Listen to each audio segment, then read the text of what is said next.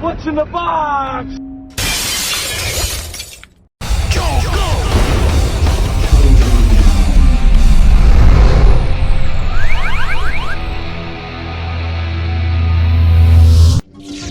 I'm gonna scare the hell out of you.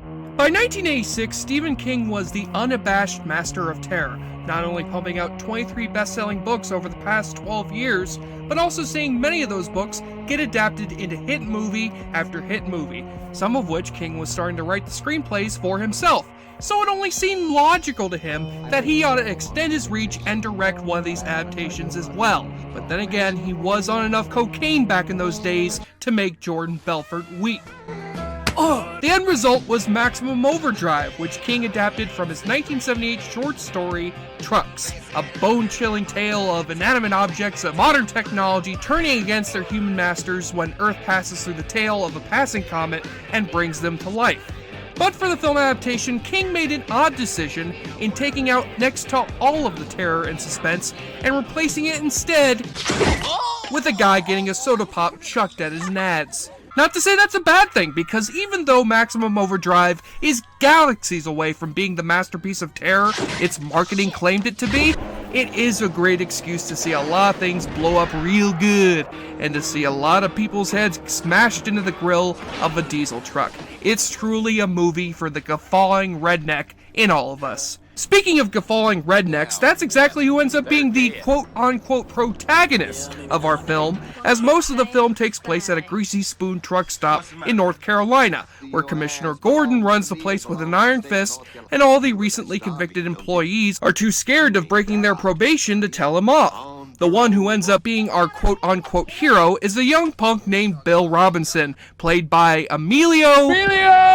Estevez, who notices the strange phenomena happening around the place. Arcade games electrocuting their players, a gas nozzle spitting in the eyes of their mechanic, and carving knives cutting the waitress's arm. Hey, that knife go rabbit on you, sweet thing. But shit gets truly real when trucks start to surround the truck stop, despite not having anyone driving them. These monsters on 18 wheels are led by a truck which bears the iconic face of the Green Goblin on its grill, and therefore makes a far better Green Goblin than Dane DeHaan would ever hope to be. Slowly but surely, the trapped denizens of the Dixie Boy plot their escape from their gas-guzzling overlords, with the help of a lucky few who made it past the watch of the trucks, including a newlywed notably played by future Lisa Simpson, Yeardley Smith. Though she ends up being by far the most annoying character in this film, it is truly a delight to hear Lisa Simpson swear up a storm. Oh shit, I'm sick of this shit, you goddamn asshole! That's the film's biggest problem. The characters really aren't drawn out that well or worth rooting for. In fact, it's pretty hard to discern which ones we want to see make it alive by the film's end. The only reason we can tell Emilio Estevez is supposed to be our hero is because, well, he's the first build in the movie's cast. This movie lacks the great characters that makes other Hillbillies vs. Aliens flicks such as Tremors and Slither so good, but at least it does have some great dialogue. What are you gonna do, huh? Run me down? Shit, that'd be like a junkie trying to run down his connection. You boys are just as crazy as a couple of rats in a punned-up shit out. And you, sir, are without a doubt one of the biggest fuckheads I've ever met in my life. And to be fair, Stephen King himself admitted that he wanted to make a moron movie, where you have to leave your brain at the door to enjoy what you're watching.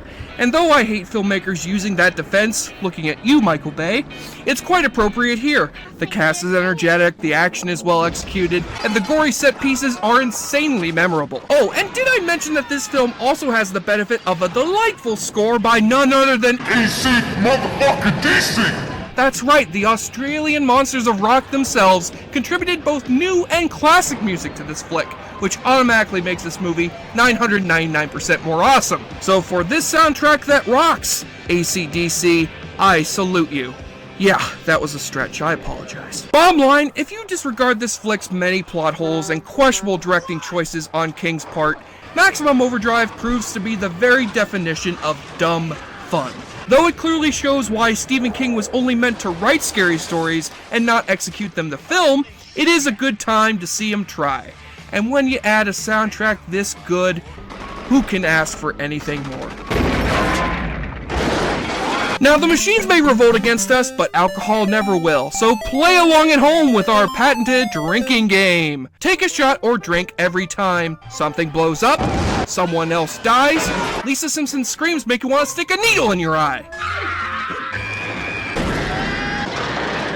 God, it's like the baby from Eraserhead trying to sing Bjork songs. Make it stop! The movie switches to slow motion for no apparent reason. Angus Young tries doing the psycho stabbing music with his guitar.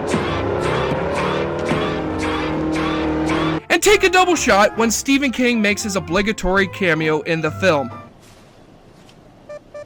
This machine just called me an asshole. Huh, that ATM must have just seen Dreamcatcher. And on the nudity watch, even though Emilio Estevez gets it on quite a bit with his love interest in this flick, no boobies or ass are brought out. Oh, all that murdering and violence is okay, but boobies too, whoa, that'd just be crossing the line.